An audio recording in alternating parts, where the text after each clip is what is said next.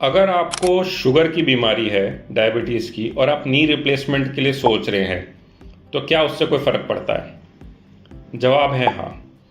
जब हम डायबिटीज़ की बात करते हैं, इसका मतलब ये है कि मरीज के ब्लड में शुगर का लेवल जो है नॉर्मल से ज़्यादा है।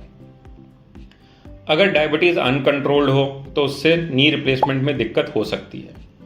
लेकिन अगर हम डायबिटीज़ को कंट्रोल करके नी रिप्लेसमेंट करते हैं तो उससे कोई एक्स्ट्रा कॉम्प्लिकेशन होने का चांस नहीं रहता।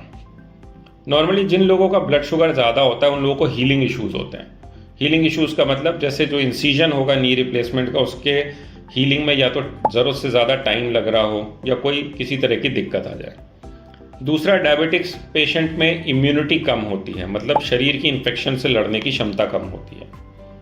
तीसरा, जो ब्लड सर्कुलेशन होता है वो भी डायबिटिक्स में कुछ हद तक अफेक्टेड रहता है। और चौथा, डायबिटीज़ की वजह से पैरों की नसें भी खराब हो सकती हैं, जिसको हम डायबिटिक न्यूरोपैथी कहते हैं। शुगर को कंट्रोल करना अपने आप में बहुत मुश्किल नहीं है, लेकिन सर्जरी से पहले उसका प्रॉपर कंट्रोल होना बहुत ज़रूरी है। क्योंकि शुगर ज़्यादा रहती है अगर सर्जरी के टाइम पे, तो वूंड हीलिंग में दिक्कत हो सकती है। जो टाँके लगते हैं वो हो सकता है कि 15 से 18 दिन में पूरी तरह से हील ना हो और उनको ज़्यादा टाइम लगे। इन्फेक्शन के चांसेस बढ़ जाते हैं, क्योंकि डायबिटिक्स में अक्सर हमने ये भी देखा है कि हो सकता है यूरिनरी इन्फेक्शन भी पेशेंट को बार बार हो रहा हो, जिसके लिए दवाइयाँ चल रही हों। और यूरिन का इन्फेक्शन एक ऐसा सोर्स हो सकता है जो कि नी रिप्लेसमेंट में भी इन्फेक्शन के चांसेस बढ़ा सकता है। इसी तरह इन्फेक्शन या पुअर बोन हीलिंग जो होती है, जिससे कि इम्प्लांट लूज होता है, वो चांसेस भी बढ़ सकते हैं।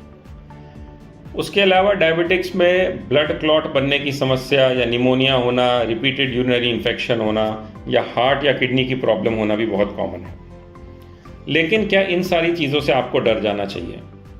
जवाब है नहीं, क्योंकि आजकल हम जिस तरह से स्पेशलाइज तरीके से नी रिप्लेसमेंट करते हैं, उसमें हमारी टीम होती है पूरी, डायबिटोलॉजिस्ट की, एंडोक्रिनोलॉजिस्ट की, एक्सपर्ट एनेस्थेटिस्ट की, और हम सब मिलके आपका शुगर कंट्रोल करते हैं सर्जरी से पहले भी, सर्जरी के बाद भी और सर्जरी के दौरान भी।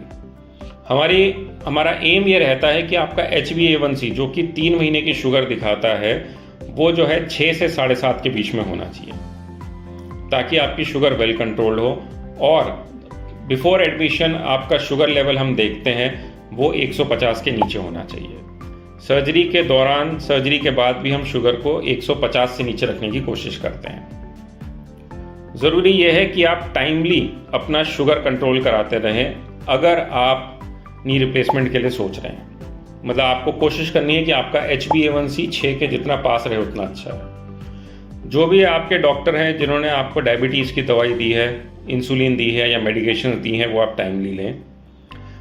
आपको खाने में मीठी चीज़ें कम लेनी है, आपको एक्सरसाइज रेगुलर करनी है, और आपको अपने घुटने की और पैर की स्किन का भी ध्यान रखना है कि वहाँ कोई इन्फेक्शन ना हो, स्किन में किसी तरह की क्रस्टिंग ना हो। इसके सिवा आपको ये भी देखना है कि कोई यूरिनरी ट्रैक इन्फेक्शन ना हो आपको सर्जरी से पहले। तो अगर आप डायबिटिक्स हैं, हमारी बताई हुई इन 6 चीज़ों का आप ध्यान रख के आप आराम से नी रिप्लेसमेंट सर्जरी करा सकते हैं, और उसमें आपको डायबिटीज़ की वजह से कोई कॉम्प्लिकेशन नहीं होगा। हमारे सेंटर पे हम खास तौर से ध्यान रखते हैं कि हम अपने सारे मरीजों का अच्छा शुगर कंट्रोल भी करें, HbA1c का भी कंट्रोल करें, एक्सरसाइज भी कराएं, डाइट पे भी ध्यान दें, यूरिनरी इन्फेक्शन ना होने दें, स्किन अच्छी रखें, ताकि हमारे सारे नी रिप्लेसमेंट सक्सेसफुल रहे, भले ही पेशेंट को डायबिटीज़ भी हो। Thank you.